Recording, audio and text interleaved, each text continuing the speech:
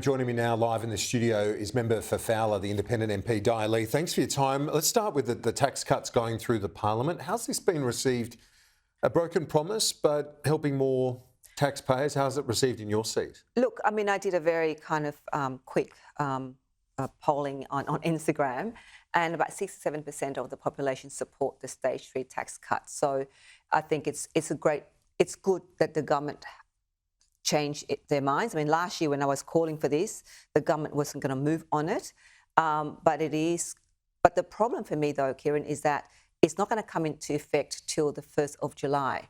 Now, what can we do now to address the cost of living, the soaring food costs in food, the soaring costs in rent, petrol prices, even tollways?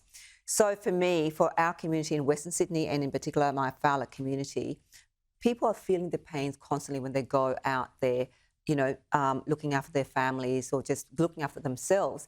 It's a daily struggle. So anything that would help will be well received? Yes, so the tax cuts in that sense? In that sense, but they have to wait till the 1st of July. And then, for us as elected representatives, you look at it and you analyse, you think, well, is $15 really going to be enough? Right? $15 really, what can you buy today for $15? Yes, people are probably appreciative that there is some money in the pocket, but that's not going to cover the cost of the hike in electricity prices, which we're all seeing, the hike in gas prices, the hike in food costs, the hike in rental accommodation. So those things, the government has to really look at policies to address those issues, the cost of living crisis. You were at the news conference with Andrew Wilkie and Bob Katter.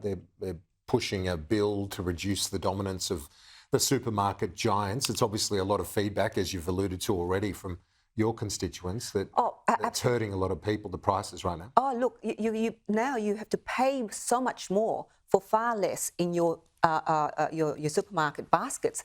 I don't know about you, Kieran, but when I go shopping now, I look for the price that's going to be 20% off for meat, for instance, minced meat, or for fruit and vegetables. You look for the sales because it's so out of reach for people to buy the cost that it is. The bill that the member for Kennedy and the member for Clark was talking about was about reducing that dominance, but also at the same time addressing the fairness for producers. Well, they dressed up as pigs today. You don't see that every day. No, you don't.